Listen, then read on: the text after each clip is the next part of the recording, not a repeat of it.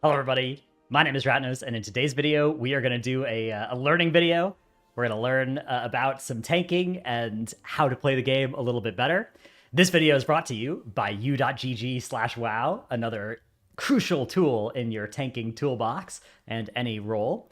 This is a very nice website where you can go and, in addition to some cool data-generated tier lists for all different forms of the game, where you can see how specs are doing across the logs with some arrows based on how they're moving from week to week as well, based on both their damage and their popularity. But you can also click through, and you can click through and see what sort of items and gear and talents might be most interesting or useful for you in different types of situations. You can see such awesome things as stat priority for different specs. You can see different things between Tyrant and Fortified. That's in beta, so that's something being worked on.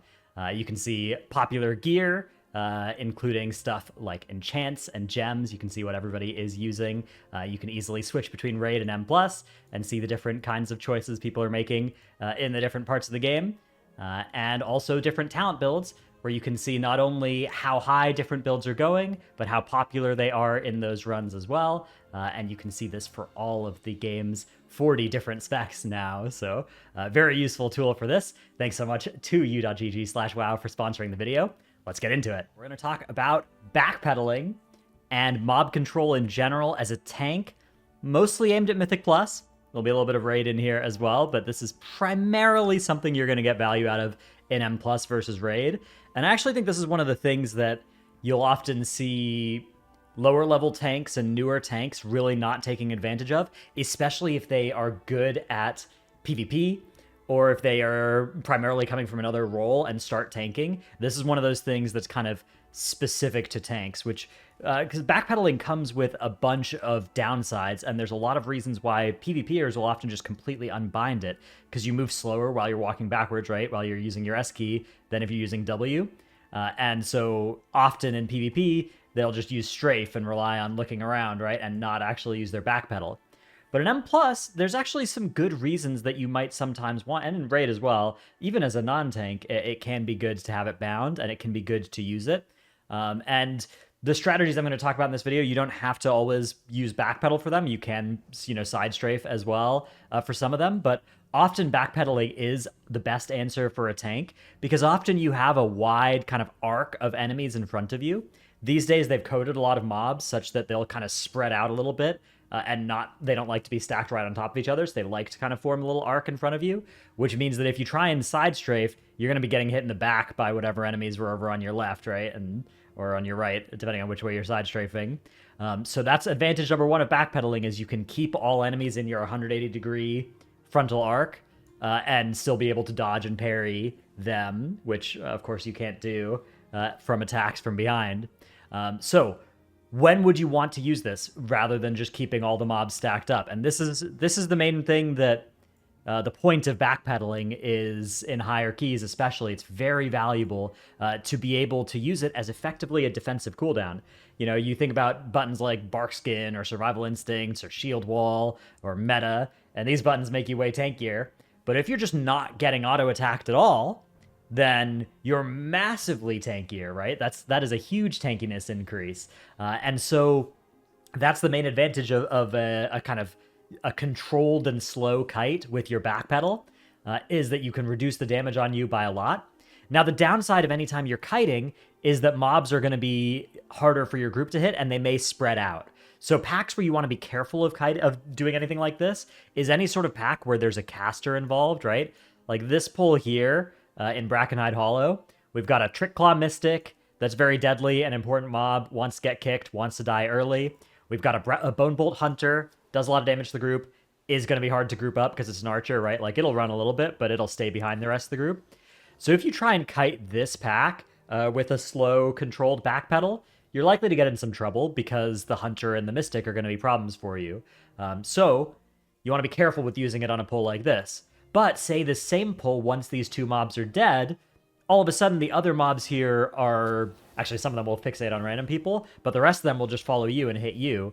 Or run away when they're low on health, because Brackenhide has that great classic mechanic of running away on low health.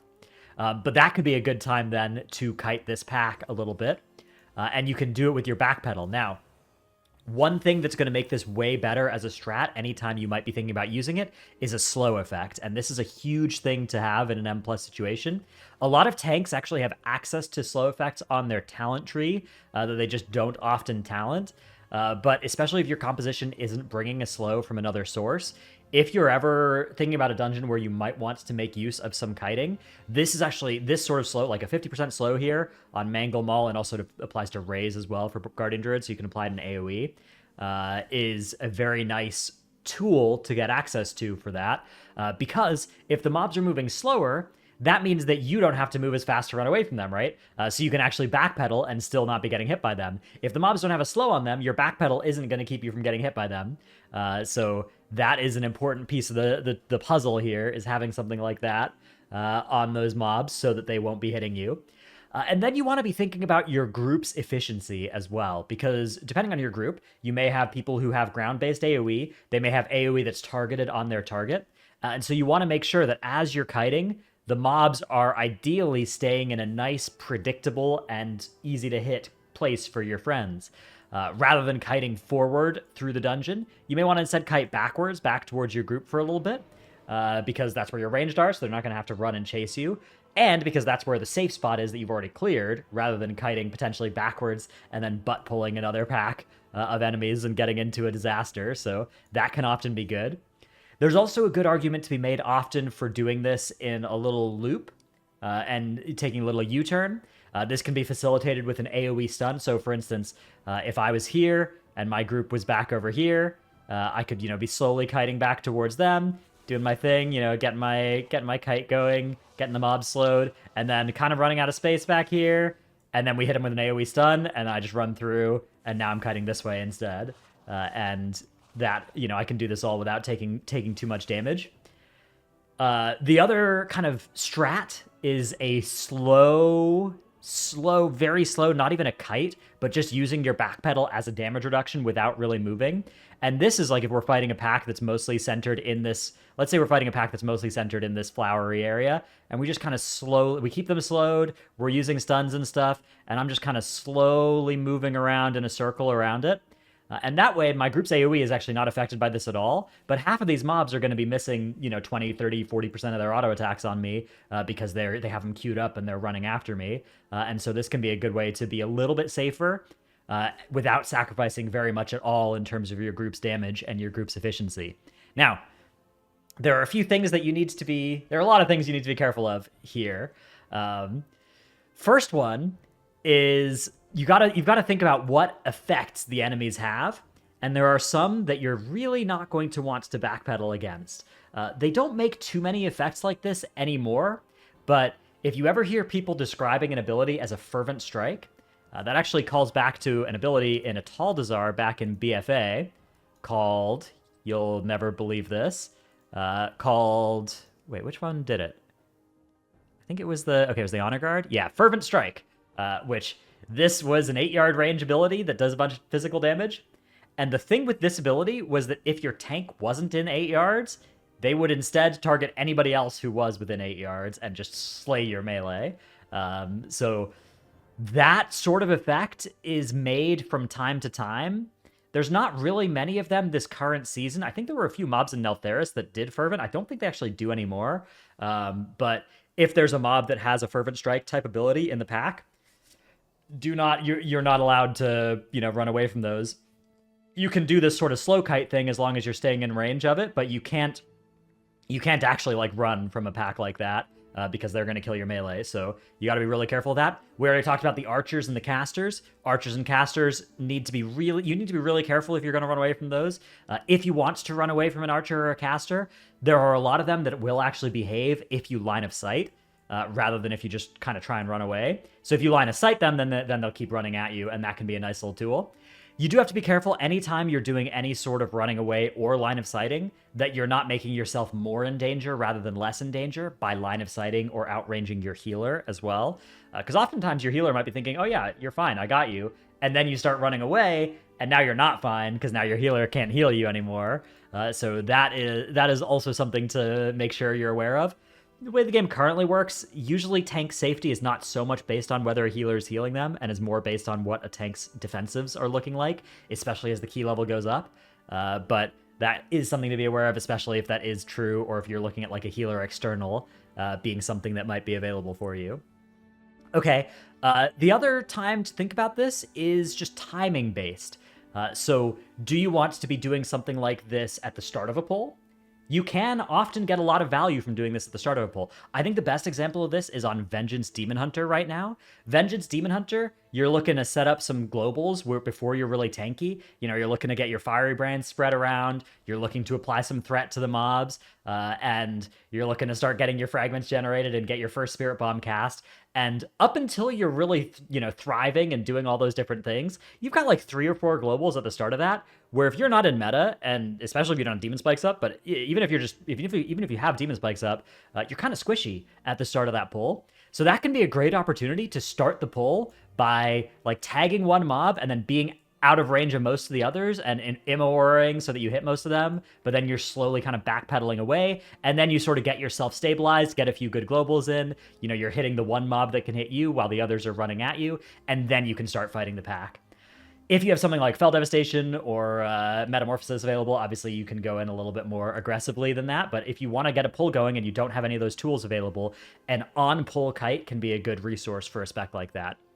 Another situation that can be good is a mid-pull kite, a mid-pull kind of reset. This can be something, I think a good example of this can be Prop Paladin. Prop Paladin, you're often hanging out and you're like, all right, I got my Sentinel going, I'm chilling. All right, my Sentinel's down, I've got Guardian of Ancient Kings and Eye of Tyr and Ardent Defender. Okay, that's down. Now I've got a little while to wait before Sentinel's back up. I could Bubble Taunt for a little while and stay in. Or this could be a great opportunity for me to backpedal for a little while, drop my Consecration, talent my Consecration slow, backpedal a little while, and just kind of reset my cooldowns. And especially if you're playing Prop Paladin, you've got good, ways to generate threat and do damage from range as well. So that can be a really good tool for just in the middle of a pull. Then your cooldowns come up, and bam, you're right back in the pull. And then the final time to consider this is at the end of a pull. This can be really good because often the end of a pull has those dangerous mobs that you don't want to that you don't want to kite, right? You don't want to kite the pull while it's got a Trick Claw Mystic or a Bone Bolt Hunter in it. Well, those mobs die first. Now it's the end of the pull. Now I can kite. And this can be really good for preserving cooldowns. Oftentimes you're looking at your resources and you're like, okay, say as a bear, I've got 100 rage. I've got Barkskin, I've got SI available. I've got Incarn available. I could stay in the pull and use some of those resources, or I could kite the remaining 15 seconds of this pull, and that way the next pull that we start, which is going to be another scary pull of some kind, is going to be a pull that I'll have resources for, right? I'll be able to go into that pull, and especially as a bear this season, the start of the pull is the time where you're most in danger, so at the end of the previous pull, try and hold on to your buttons and use kiting as a defensive instead of using your Barkskin, your SI, any of those things if you can avoid it.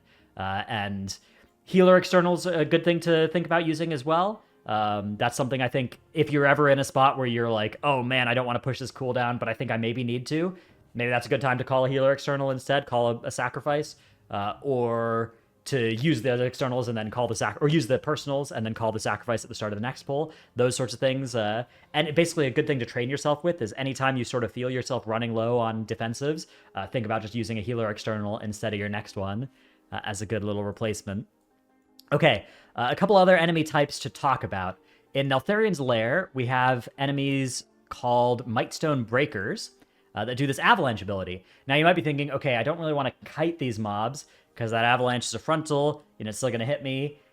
It's also going to cause my group some problems if we're trying to run and those circles are spawning. Maybe we want to just keep this nice and tightly packed. But what you got to be aware of, and there's actually a lot of mechanics that behave like this, is that Avalanche will not cast if you're not in melee range of a mob. You can see here actually on this tooltip, it does say melee range on it.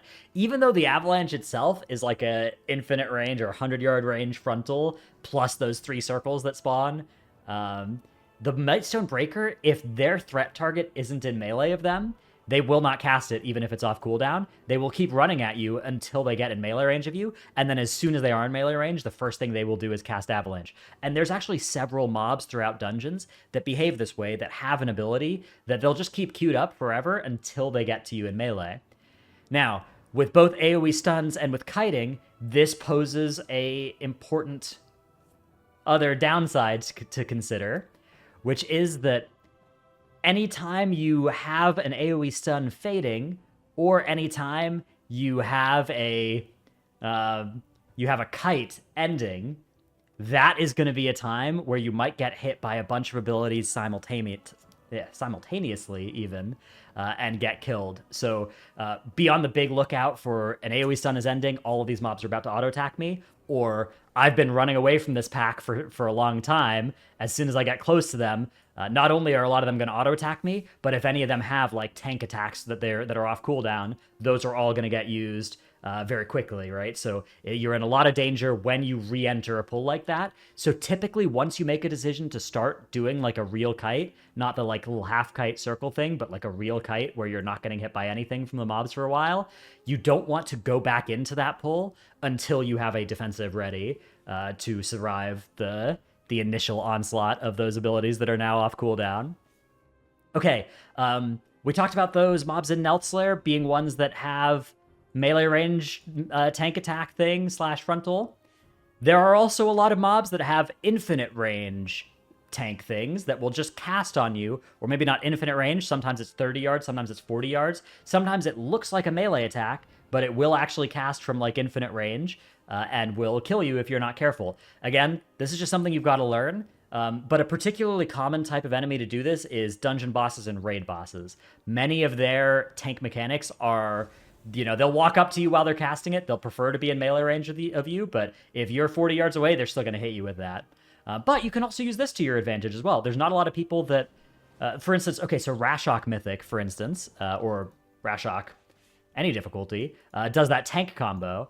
And the tank combo doesn't actually need Rashok to be in melee range to hit his current target with those different tank abilities. So you can actually, there's one of the overlaps where it's during a Doomflame soak, and you can actually taunt and take that combo from 30 yards away as you're soaking one of the far puddles if you need to. This is sort of a weird mechanic as well for tanks, because for most mechanics, most tank attacks lock in their target at the start of the cast, but specific combos like Rashok's combo, like Shadhar back in Nyalotha, and like Skolex in Sepulchre, they make these kind of weird tank combos where instead it chooses its target at the end of the cast rather than the start. Like you can taunt in the middle and it'll change targets. For most mechanics, that's not true, especially in dungeons. Most of the time, a tank is chosen, or the target is chosen at the start of the cast and is locked in at that point. Dargle's a good example of that as well, right? With like Molten Crash, you can't just taunt this. You can't, if you're trying to have somebody like bubble taunt one of these things, they need to be the target. They need to do bubble and taunt before the Molten Crash actually starts casting, rather than like in the middle of the cast, which is the opposite of how like Rashok works. Magmarax as well is another one where you can taunt it in the middle of the cast. But usually it's before the cast starts that these targets are locked in. Speaking of which, Bubble Taunt, that's another useful little tech thing for bosses. Kind of outside the scope of this video, but whatever. We're going to do a little bonus topic. Because a lot of people, I talk about Bubble Taunts, and a lot of people come in and they're like, oh, you can't taunt while you're immune, right? When you're immune, bosses aren't going to target you. But taunt actually gives you a 3-second fixate on something. Like something it can only attack you and only melee target you for 3 seconds while it's taunted. So you see this debuff on it, 3 seconds of taunt. If you have that debuff on something while you have a bubble or something, that mob is still going to hit you. It's still going to try and hit you. So bubble taunt can actually be a really useful thing, even without the final stand prop paladin thing. Like a holy paladin can press bubble and can press taunt. And as long as they do that taunt in that like 3 seconds or less before the boss mechanic that you care about starts casting, it is going to go on them, which can be really, really big for... You can use it in dungeons. It could be a little sketchy. Usually don't have to, but you can. But it's really big in raids as well. Got a lot of use out of this on Mythic Diurna. Taunting one of the P2 slams, really big for that. So, yeah, another little tank tech there. But anyways, this video was mostly about backpedaling, those sorts of effects. A big takeaway is study the mobs. You know, as you pull a pack, try and experiment and be like, what is this mob going to do if I walk away from it? Is it still going to cast its ability? Is it going to queue it up? Is it going to harmlessly try and cast it? There are some mobs like that in Halls of Infusion where, you know, these refty defenders, if you back away from them when they cast their Spear Flurry, it's actually really weird. So these mobs, if you were in front of them or to the side of them, but within melee range, when they finish their charge up for Spear Flurry, they'll channel it and hit anybody in front of them for the whole channel. But if you actually back away and you're out of melee range when the Spear Flurry finishes its cast, they actually just, when it finishes the charge up, they don't even bother doing the charge down thing. They just start running at you. So very weird behavior from these mobs, but it's a good example of a mob that you can pretty much completely trivialize by just backpedaling every time that mechanic starts, and you won't even have random Spear Flurries that will hit your melee. Okay, that's it for this video. Hope you've enjoyed. Hope it helped. Thanks for watching, and I'll see you in the next one. Bye.